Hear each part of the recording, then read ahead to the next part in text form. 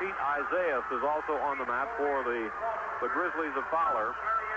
And his opponent, once again, will be Ken Shino. He is from Marino. There is no score in that match, so John, if you want to take right now, Robert Baca has just been taken down by Vic Montano with a beautiful fireman's leg carry. The first shot was Robert Baca, and he missed. He wasn't quite strong enough to single leg Vic Montano, and on the second shot, with very little hesitation, Vic Montano just drove right in.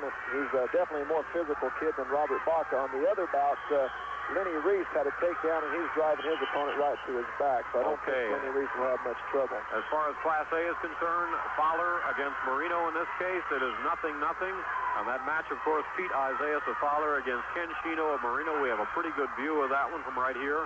52 seconds ago in the period, neither wrestler has scored as of yet. Right now, Pete Isaias just got a takedown and possible near fall, but it doesn't look like it right now. Robert Baca with the escape comes up to his feet and hits his switch. Montano lets him slide out for 1 point. Robert Baca in on the single leg. A nice back trip, goes behind into the bear hug situation. Drops Montano down to the mat, but Montano bellies out for only the takedown. He doesn't give up any back points. So right now, Robert Baca with a 3-2 lead. They go out of bounds, and Robert Baca is very fortunate that line was there. Lenny Reese continues to pound his opponent. Okay, Pete Isaiah has a 2-0 lead by way of a takedown for the Fowler Grizzlies, so he is leading the Marino wrestler Ken Shino with 25 seconds ago in the first period, 2-0 in favor of Pete Isaiah. That's to our far left. Right in front of us, as John has been describing, Robert Baca going up against Vic Montano.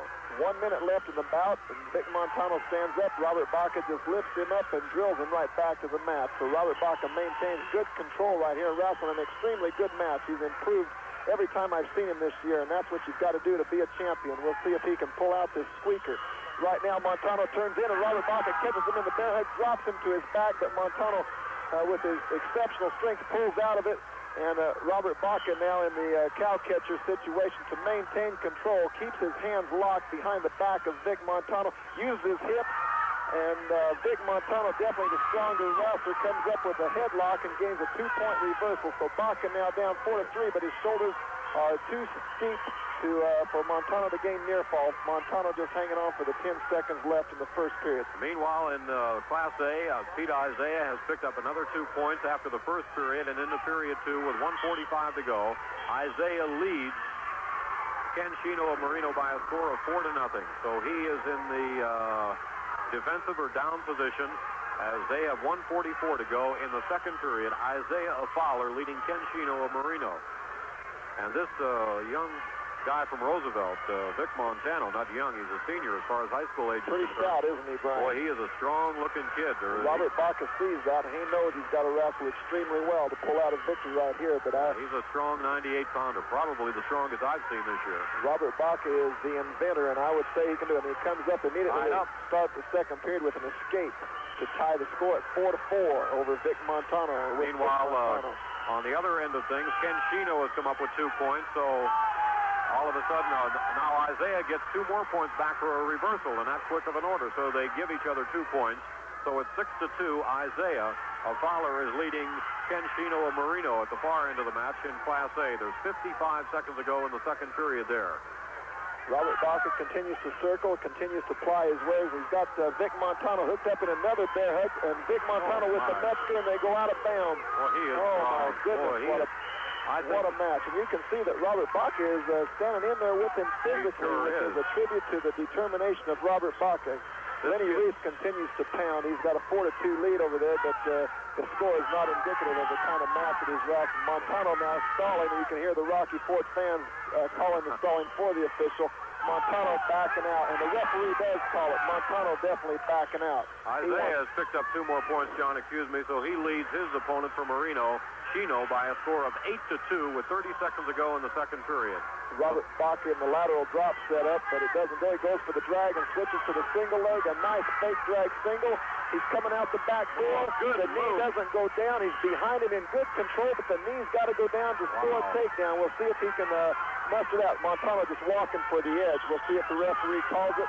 He doesn't, and he calls him for stalling now and gives Robert Baca 1 point. It was definitely a flea in the mat technique, and Robert Baca with a 1-point lead now with 45 seconds leads Vic Montano 5-4. This might be, I don't think anybody is tougher than this kid from Roosevelt, this Montano. He is if Baca gets by him, right he's now in good shape.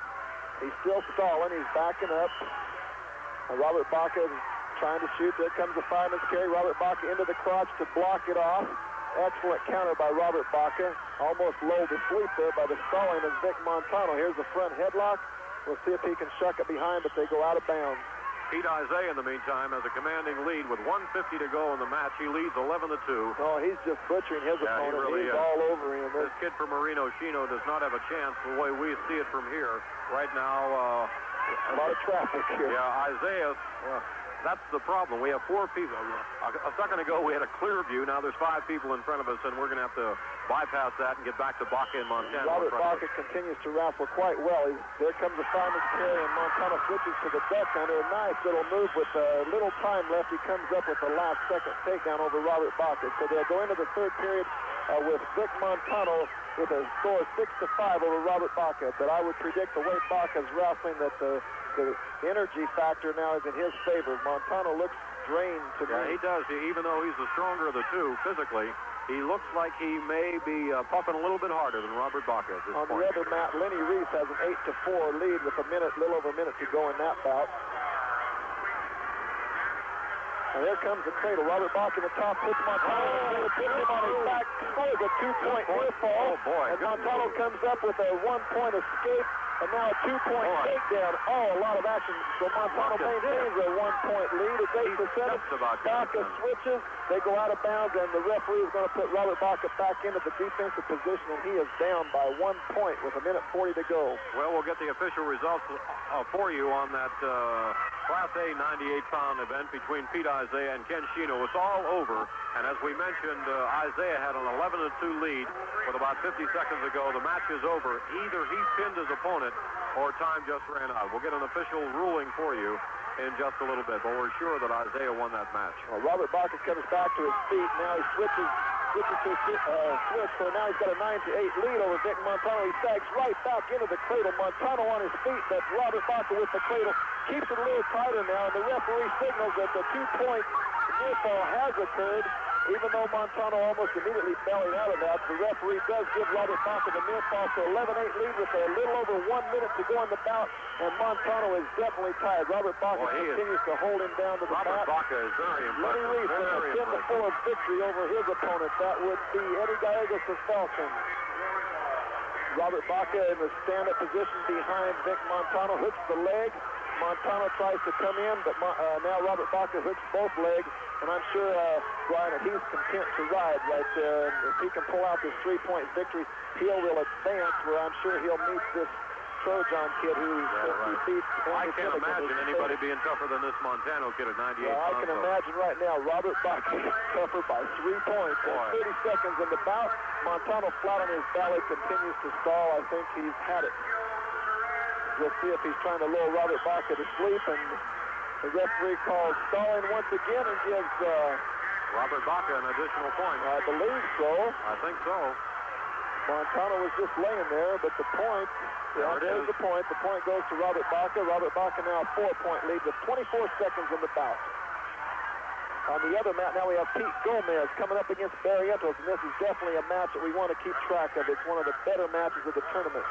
2 outstanding wrestlers. Should be a championship bout here in the quarterfinals. Robert Baca continues to ride. A little Granby roll attempt by Vic Montano, and Robert Baca just kind of drills him back to his belly.